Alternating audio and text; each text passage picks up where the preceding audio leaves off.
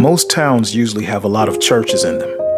Baptist, Pentecostal, Methodist, Catholic, you name it, they usually have it. It was 1965, and Hornsby was no different. It seemed like there was a church on just about every corner. Which church you went to said a lot about you in a small town. What kind of family you came from. There was a lot of classism that divided people by what church they went to. Catholic was usually reserved for the upper class folks and were usually in better neighborhoods. The Pentecostals were like a strange exclusive sect that no one really understood unless you were part of them. Methodist for the uber conservatives, and Baptist was thought of as the fun church, full of loud singing, hand clapping, passionate preaching from sweat-drenched pastors, and plenty of amens from the congregation. There was plenty of religion to go around to suit your worshiping style. Then, there were the other kinds of churches. The ones for people who didn't really fit into the mainstream churches. The people who felt judged in the presence of saints. The ones who felt like outcasts, who were laughed at or made fun of, or just plain wanted a truly deeper spiritual connection. One church in particular, called the New Dawn Spiritual Church, was such a place for the spiritual outsider. Most people just called it the old church in the woods because it had been there for so long, longer than any of the more modern churches. It had been used many times by different congregations throughout the years. It was nothing more than an old white building about the size of a large house, with a tall steeple on the roof out in front, but it had been replaced by a very strange symbol. There was now an iron circle with a metal bar vertically in the middle of it, and a snake wrapped around that bar. Most people in Hornsby wouldn't hesitate to tell you just how strange they thought the church was, but mostly just chalks it up to the church being full of a bunch of religious zealots who seemed a little odd, but mostly just wrote them off as weirdos who couldn't cut it in conventional society. Any member of the church would definitely tell you otherwise. They would tell you that the church was the true way to salvation and redemption, and you'd be hard-pressed to find a better leader to lead his flock to the promised land than the charismatic leader of New Dawn Spiritual Church, the Reverend Avery Atkins. Reverend Atkins was the latest person to take over the church. He and his family had moved to Hornsby about 3 years ago. He and his wife named Catherine had a 4-year-old son named Jesse. He'd come from Missouri and seemed to be pretty well off. They were friendly people, so town folk took to them pretty easily. People were always inviting them to church, as was custom in these times. But oddly enough, the family never took anyone up on these invites. They always seemed to be unavailable or traveling, which would soon become a little off-putting to people. Bringing in a new church member to the congregation was kind of seen as a status thing, especially if the person or family was that of means. The Atkins rented out a small home from a local man while they were having their home built on the outskirts of town, and not long after they moved in, Reverend Atkins announced that he'd be buying the old church in the woods and calling it the New Dawn Spiritual Church. All are welcome here, he would say. All are loved. There is no judgment here, only spiritual food for the hungry soul. Needless to say, this didn't sit well with most church leaders in town. They didn't want the competition. They already had enough churches and didn't quite see where the new church would fit in. Was it Catholic? Baptist? No one knew anything about it. This caused tension between the townspeople and the Atkins family. Little by little, people would try out the new church, and slowly, the congregation did begin to grow. Avery Atkins was sort of a scrawny man, no taller than 5'7". He had thin black hair and a long pointy nose. The kids in town would joke and call him the bird preacher. He had a big, wide smile and a soft-spoken voice. He had a strange illness that caused him to suffer from constant fatigue and gave him a pale, gaunt appearance. But he was very charismatic and charming, and he spoke with authority from behind the pulpit and with great confidence. He was non-judgmental, and he made everyone feel like they were part of his great heavenly family. He even helped out church members who had financial crisis. He would throw barbecues in the backyard of his home, which sat on about 10 acres of land, and fed everyone. He had truly become a well-loved leader of the church, and his congregation was steadily growing. The townspeople's resentment for Reverend Atkins and his church soon subsided, mostly because he took in the people they didn't want anyway.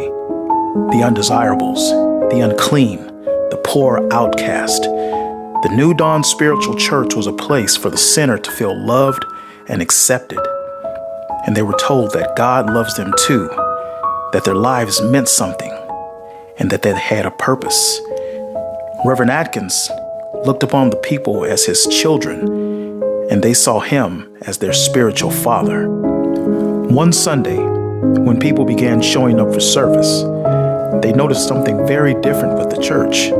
The cross that had sat atop the steeple for years had now been replaced with a big metal circle with a bar in the middle of it and a snake wrapped around that bar. The symbol was shocking to all who saw it and went in hoping to receive a good explanation for the change. Reverend Atkins, already standing in the pulpit with a big smile on his face, was urging everyone to be seated. The people were making their way up to him to speak to him about it, but he'd just tell them to take their seats and he would explain everything. Once everyone was in and seated, he looked out at the confused and bewildered faces, smiled, and waved his hands slowly, telling everyone to take their seats and be quiet. Surely, you all have seen the change that I have made to the church. Well, there's nothing to fear, friends. Nothing at all. Let me ask you all something. Do you love me? He asked in a calming voice, never breaking his smile. Yes, Reverend, some shouted from the congregation. Do you trust me? He asked. Yes, Reverend. Without saying a word, Reverend Atkins turned around, bent over, and grabbed something off the floor behind him. He came up with a wooden box about the size of a suitcase and walked down from the pulpit and into the middle of the church. He laid the box down on the floor. The church was so silent you could hear a cotton ball hit the floor. All eyes were on the wooden box. He knelt down to unclamp the lid on the box and pulled back the top. He stuck his hands into the box, which was so dark it seemed he'd stuck his hands into black holes and they disappeared. What he pulled out of the box shocked the congregation of New Dawn Spiritual Church. Reverend Atkins lifted a huge black snake out of the box. He lifted it over his head and said, "Behold, my children, salvation has arrived." One thing that people didn't know about Reverend Atkins was that he was a strong believer in the Bible, and rightfully so, as any pastor should be. But he took many things in it to be quite literal, none more than Numbers 21, verse 4 through 9. Then the Lord sent poisonous snakes among the people, and they bit them so that many Israelites died. He quoted aloud for the people to hear, holding up the large serpent. The people gasped. Some even screamed. The church had become as chaotic as an unruly courthouse. Reverend Atkins began walking around the church holding the snake in his arms. He spoke out in a loud voice to stifle the talk.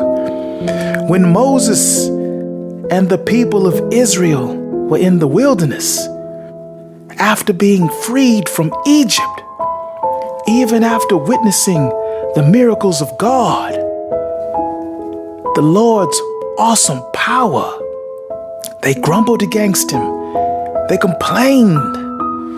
Some even said, "You have brought us out here in the wilderness to die, Moses. We wish we were back in Egypt.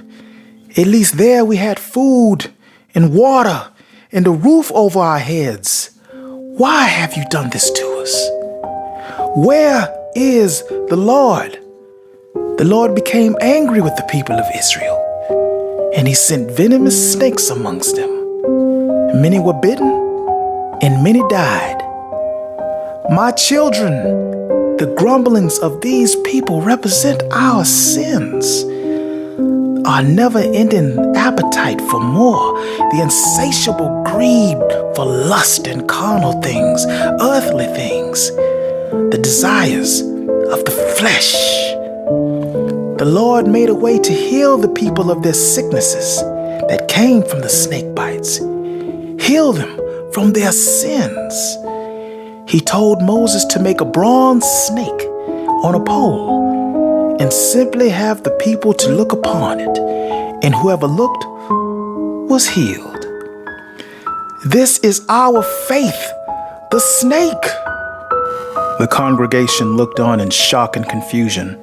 Some even walked out, but some stayed. They were so deep in their faith for Reverend Atkins, they believed everything he said. He had given them a hope for life and a sense for belonging that they'd never had. And they weren't about to stop trusting him now. There will be many who won't understand what we're trying to do here, folks, and many who will judge us, persecute us, and slander us. But we know the truth, don't we? We are the true children of faith, and I will lead you to it. New Dawn Spiritual Church grew stronger and stronger. It became more cult-like, and the followers' behavior became stranger and stranger. They were very secretive about what went on in the church. They all began wearing necklaces with the symbol of the snake on the pole and isolated themselves from anyone who was not affiliated with the church. They had given up conventional luxuries and even seemed unkept and lived off basic needs. Townspeople grew more and more suspicious about the church and Reverend Atkins, but they had done nothing wrong. Besides the offensive body odors of the members, the strange songs they could be heard singing from the church, and the total withdrawal from society, there was really nothing to complain about. They were generally polite and didn't bother anyone. However, things would soon take a darker turn. Reverend Atkins' preaching had become less and less about the Bible and God, and more about obedience to the laws of the church and faith in him as their unquestioned leader. He'd begun bringing in more snakes to use in service. They would slither on the floor during the church service, and people would pray and sing songs while holding and caressing the snakes. The children would even play with the baby snakes. Reverend Atkins had become so delusional and perverted, he would even encourage single women who wished to find a man to marry them to kiss the snakes in church, and for married couples who suffered from infertility to have sex with their partners and have the snakes in bed with them while they did the act, so they would be blessed with children. If anyone questioned his teachings, he would threaten to have them exiled and take away financial support, as many had become dependent upon the church. The people stopped questioning him after a while and did as they were told. His preachings had become the focal point of their lives. He became more like a dictator than a preacher. The church had become a place of blind, unquestioned faith in him, not God. On the extreme rare occasion that someone did openly disagree with him, they came up missing. There had been 2 very suspicious suicides by disgruntled church members. One had hung himself, and the other supposedly drowned himself in the river. Law enforcement never really invested too much time investigating these deaths, as the people from the church were considered the undesirables anyway. A person with this kind of power over people, who had perverted the use of God to gain control, will always open the door to something more evil and insidious than themselves. Avery Atkins did just that. He opened that door and he walked right through it. One night, while Reverend Atkins was at home, studying, preparing his sermon, the box he kept the large black snake in was sitting on the corner in the room. From inside the box came 3 knocks.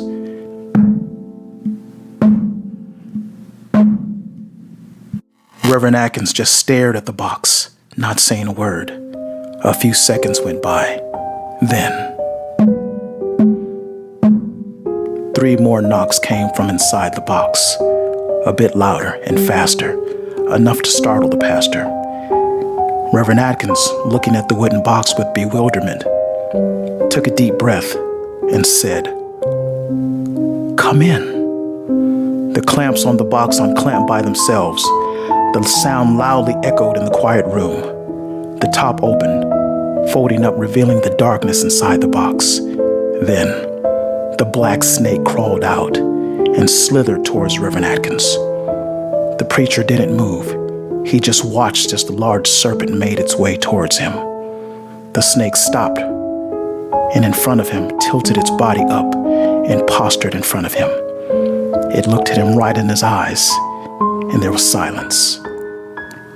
Reverend Atkins looked at the snake in his black eyes and asked, "What do you want?" There was silence again. The reptile just stared at him. Then the Reverend's face went from fear and confusion to solemn and stern. "Yes," he said in an emotionless tone, as if answering an unheard question. "I will. I want everything." The snake's gaze focused on him in all its dark intensity. "Yes, I will. I'll do it," Reverend Atkins said, answering the unheard question again. He then reached out for the snake, grabbed it, brought it to his face, opened his mouth wide, and bit the head of the snake. He bit the head clean off. The reddish-pink strips of meat hung from his mouth as he began chewing the snake's head, the crunching of its bones and flesh in his mouth, accompanied by wild eyes in his sweaty face. He bit again into the snake's body, ripping chunks from it, until his mouth was full and overflowing with the animal's flesh. He dropped the remaining body of the snake on the floor. His face was covered in blood and flesh, his eyes those of darkness and evil. "I will," he repeated. He slowly made his way through the dark house and up the stairs. "I will." He made it up the stairs and went into the room of his sleeping son. He walked over to the boy's bed and looked at the 4-year-old laying there. Reverend Atkins' face was that of a possessed man. He looked like a different person.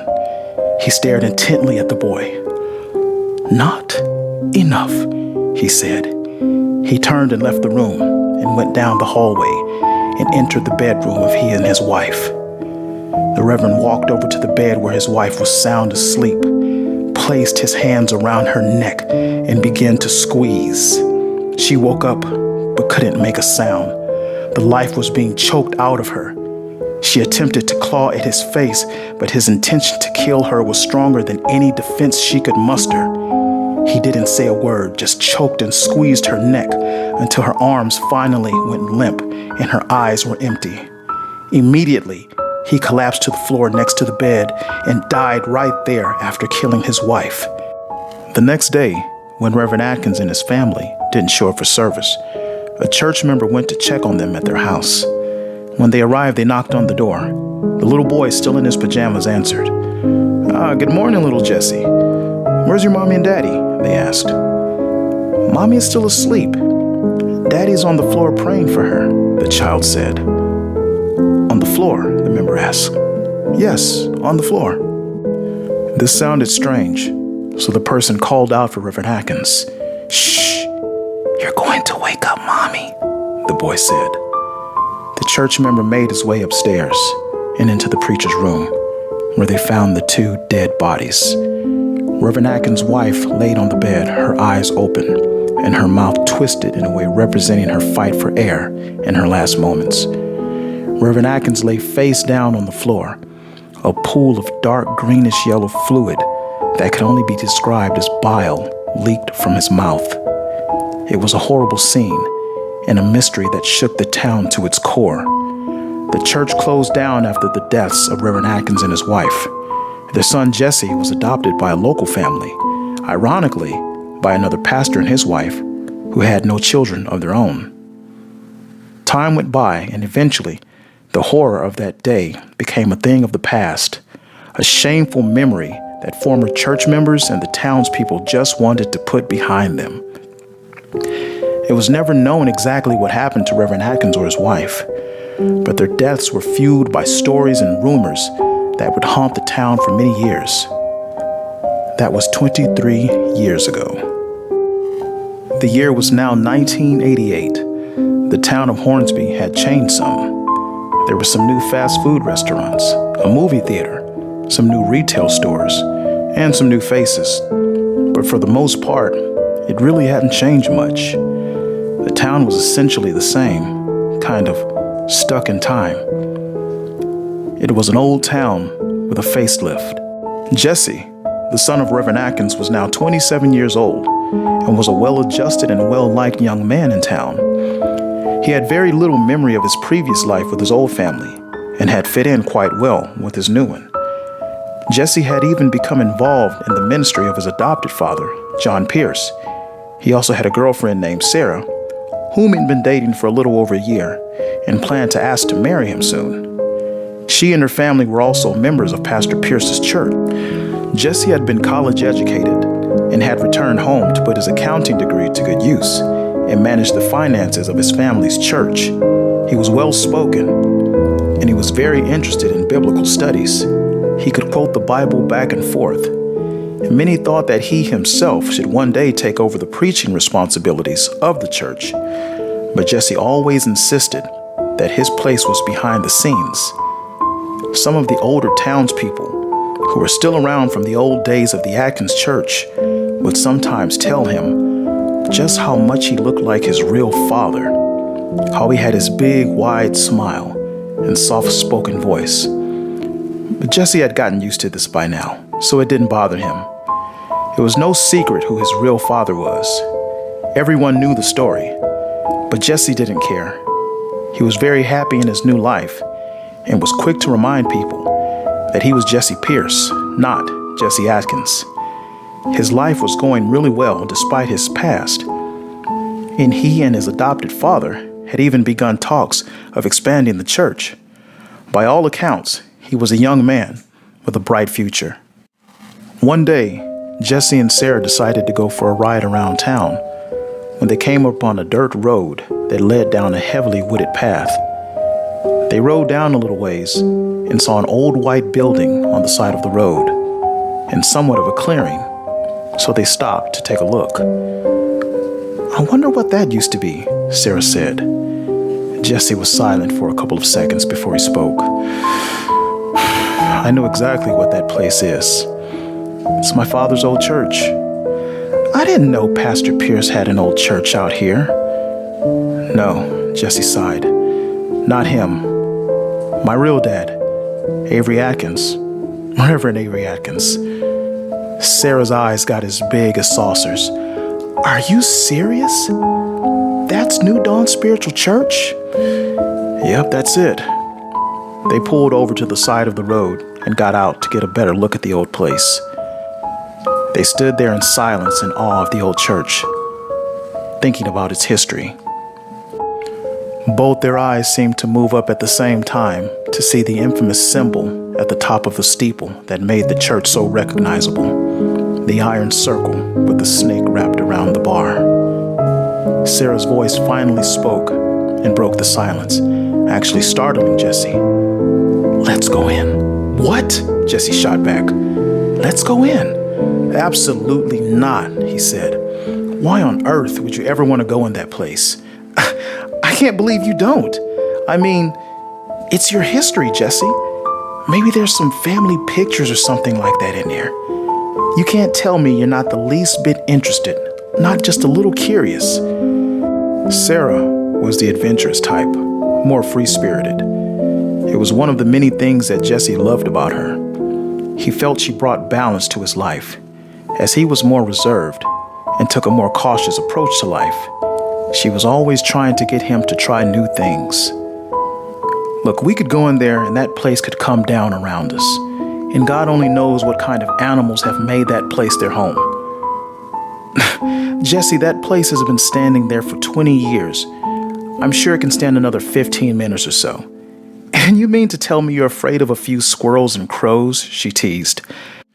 As ridiculous as the idea of going into the old church seemed, deep down, Jesse did want to go in. He shook his head. I can't believe I'm actually considering this, amazed by his own curiosity and unexplained pull towards the church. Okay, just a peek, he said. Sarah lunged and hugged him with eager excitement. They began to walk through the shallow woods leading up to the church. Sarah grabbed Jesse's hand and held it tight as they got closer to the old concrete steps that had sunken into the ground. They were engulfed in weeds and wildflowers that had grown up around them, darkened and chipped from years of neglect. It seemed to get quieter as they approached the church. The sound of birds seemed to disappear, and the wind went still. The building's paint had chipped and peeled greatly, and the windows had all been broken out long ago. The church was too dark to see anything from the outside. The windows were like looking into black voids. They stepped up to the old door, which surprisingly appeared to be pretty sturdy after all this time. Jesse reached for the door, looked over at Sarah, and asked, "Now you're sure you want to go in here?" She looked over with the smile of a child excited to play a new game. "Let's go." Jesse turned the doorknob and gave the door a tug. It didn't budge. "Jesse, that door probably hasn't been opened in decades. It's going to take more than a little tug like that to open it." Jesse smirked and prepared to open the door with more force this time, actually hoping that it wouldn't open. "Please don't open," he thought to himself. "Then we can just walk away from this foolishness." He gave the door a good tug this time, and it cracked open, followed by a cloud of dust that danced about their heads. They waved it away, and Jesse pulled the gritty, heavy door open all the way this time. The sunlight shone into the building, exposing a small entry room, a waiting room perhaps. It was empty, with the exception of an old bookshelf against the wall and an old broken-down wooden chair in the corner. Everything was covered in thick dust. They looked at each other, but said nothing, and stepped into the little old room. The old wooden floor creaked beneath their steps. "And walk softly," Jesse said. "If we go through this floor, we could really hurt ourselves."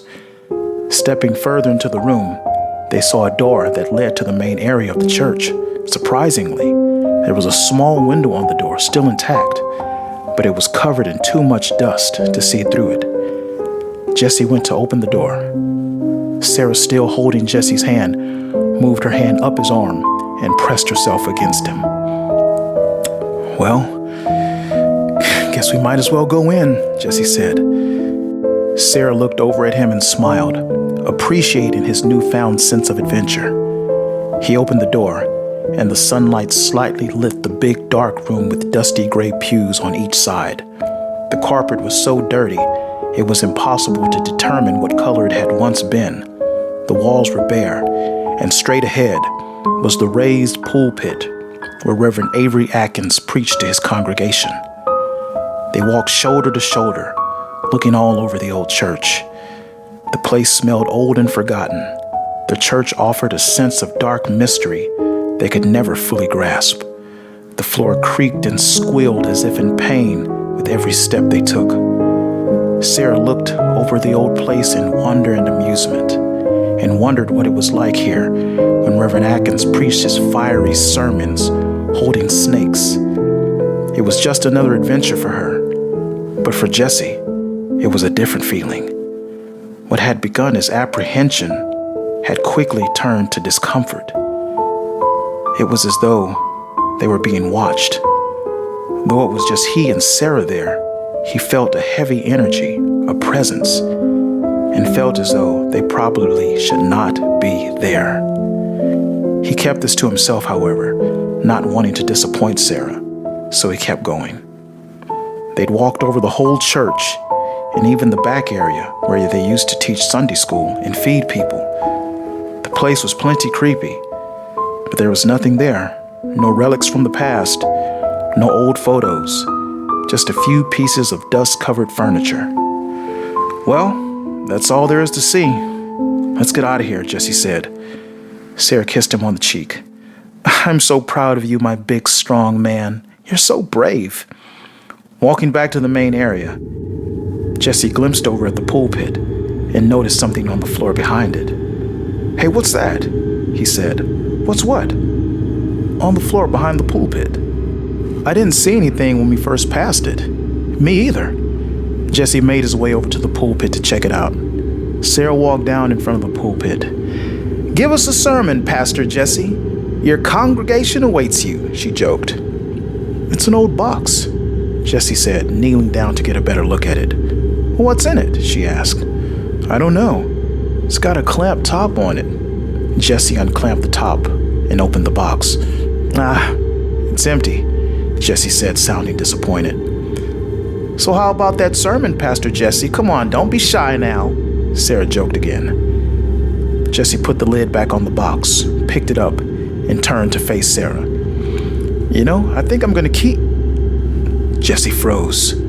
What he saw scared him so bad he couldn't speak. Jesse looked out and saw the church was full of people sitting in the pews. The dark room hid their faces. The dim light from the windows only exposed their silhouettes, their eyes blackened by the shadows. Terrified, he stumbled back, closed his eyes, and shook his head, trying to gather himself. When he opened his eyes again, they were all gone. Only Sarah was standing there, alone. "Are you okay, Jesse? What's wrong?" she asked. I just got some dust in my eyes, that's all. Felt a little woozy, but I'm okay." He wasn't sure what he had seen, but he knew he wanted to leave. "Maybe just need to get some air. Come on, let's go." Jesse, still holding the wooden box, shook his head in agreement and headed for the door. "What are you going to do with that box?" she asked. "That's pretty sturdy. I'm sure I can find some use for it." He closed the door behind them on their way out. Though they had only been in the church for about 20 minutes, it felt as though they'd been in the old place for hours, and both of them actually commented on how they felt a little tired, as if they'd been drained.